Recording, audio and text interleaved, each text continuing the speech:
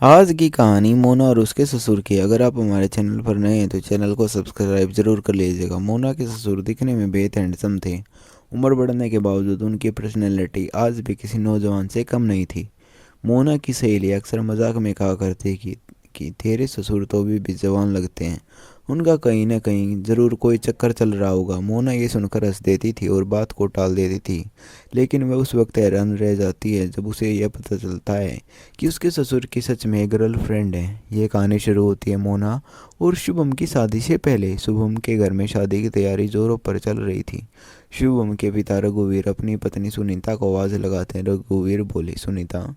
सुनीता बोली जी क्या बात है, क्यों चिल्ला रहे हो? रघुवीर बोले जल्दी से मेरी दाढ़ी बना दो, हमें बारात लेकर निकलना है। सुनीता बोली दत्त ये आप क्या कह रहे हैं, आप ससुर बनने वाले हैं, अब ये सब अच्छा लगेगा क्या? रघुवीर बोले इसमें क्या बुराई है, हमारी शादी के बाद से मेरी दाढ़ी तुम ही बनाती रही हो, अब बेटे की शादी हो रही है तो तुम मेरी काम नहीं करोगी? सुनीता बोली अब हमें यह शोभा नहीं देता, आप अपनी दाढ़ी खुद बना लीजिए, वैसे ही मुझे बहुत काम है। ये कहकर सुनीता वहाँ से चली जाती है और रघुवीर को मजबूरी में अपनी दाढ़ी खुद बनानी पड़ती है। थोड़ी देर बाद रघुवीर अपने बेटे शुभम की बारात लेकर मोना के घर पहुँच जाते हैं। जैसे ही बारात आती है रघुवीर देसी महिलाओं के बीच चर्चा का विषय बन जाते हैं। एक महिला बोली ये दूल्हे का पिता है या खुद दूल्हा? दूसरी महिला बोली इस दूल्हे का पिता कौन कहेगा, ये तो भी जवान लग रहा है, कितना गोरा चिट्टा और हैंडसम इंसान है, इस पर तो लड़कियां मरती होंगी। महिलाएं लगातार रघुवीर को निहारती रहती हैं। जयमाला के समय मोना की सहेलियों ने भी चुटकी ली।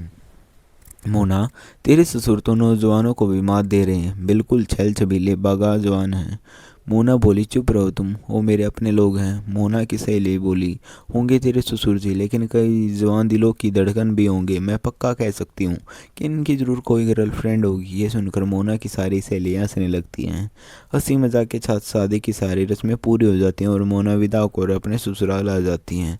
शादी के कुछ दिनों बाद मोना और शुभम हनीमून पर जाने का प्लान बनाते हैं। रघुवीर बोले जरूर जाओ बेटा, तुम दोनों घूमो फिरो और खूब मजे करो। मैं तो कहता हूँ कि मैं और तुम्हारी माँ भी सेकंड हनीमून मना कर आते हैं, क्यों सुनीता, जम्मू कश्मीर चलोगी? ये सुनकर सुनीता बोली आपको बेटे बहू के सामने ऐसी बातें कहते हुए शर्म नहीं आती? रघुवीर बोले इसमें कैसी शर्म, मैं अपनी पत्नी से हनीमून पर चलने के लिए कह रहा हूँ, किसी गैर से तो नहीं कह रहा ना।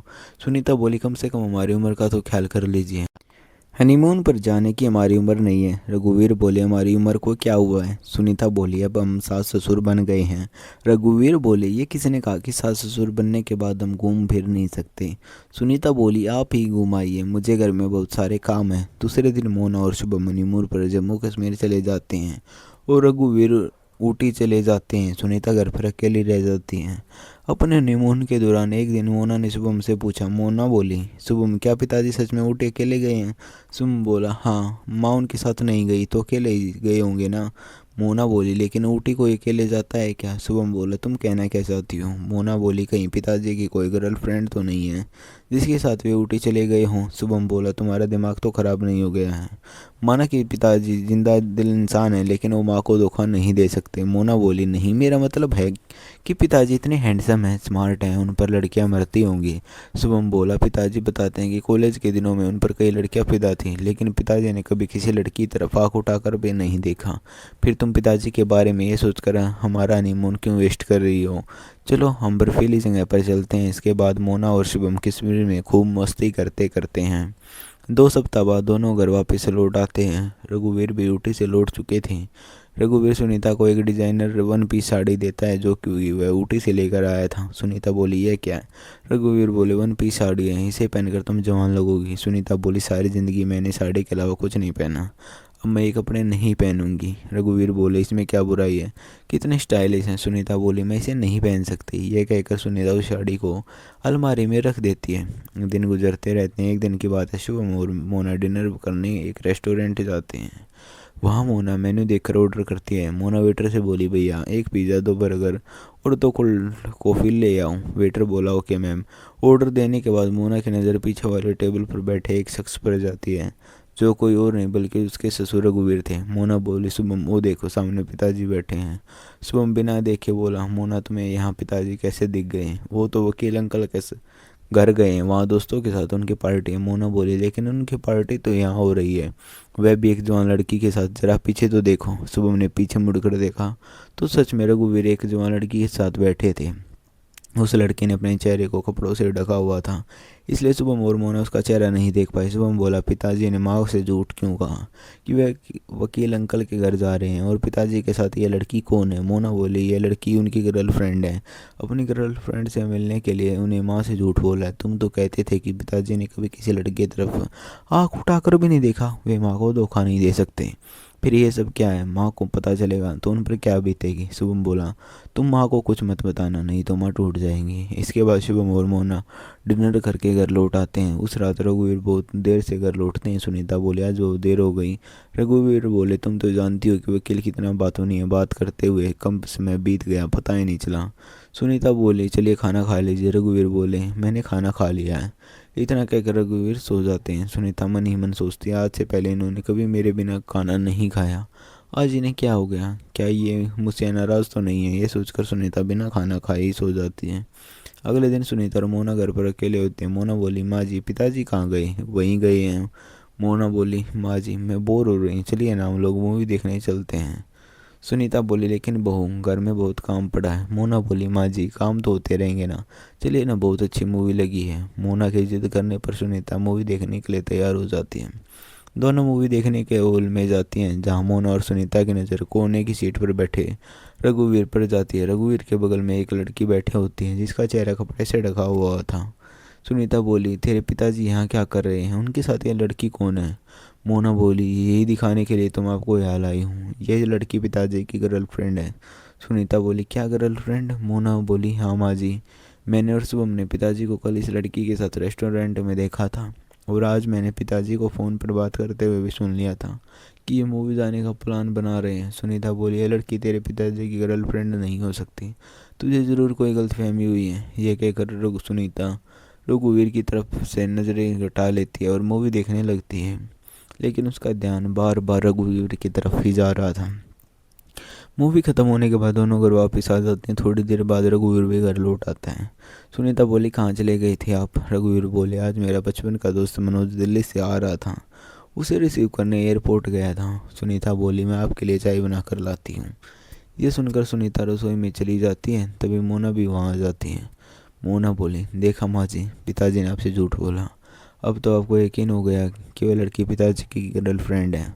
सुनीता बोली, मेरा दिल अब भी ये मानने को तैयार नहीं है। दिन गुजर जाते हैं और रघुवीर सुनीता से खिंचा खिंचा सा रहने लगता है।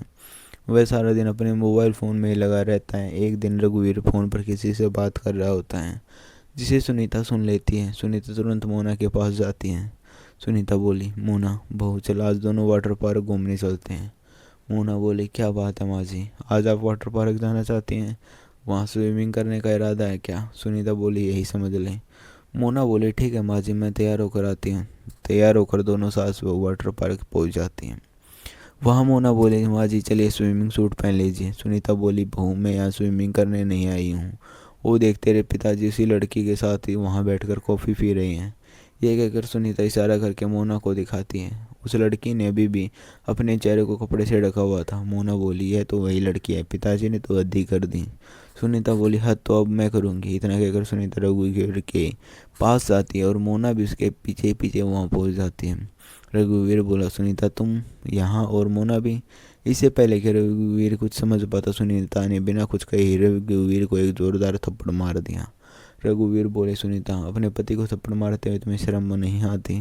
सुनीता बोली, नहीं, ठीक उसी तरह जिस तरह तुम्हें गर्लफ्रेंड बनाकर उसके साथ गुलछरे उड़ाते हुए शर्म नहीं आती। रघुवीर बोले, कौन सी गर्लफ्रेंड? मेरी कोई गर्लफ्रेंड नहीं है। सुनीता बोली, तो फिर ये कौन है? ये कहते हुए सुनीता उस लड़के के चेहरे से कपड़ा हटा देती है, लेकिन उसे देखते ही वह हैरान रह जाती है। सुनीता बोली, कोमल तू?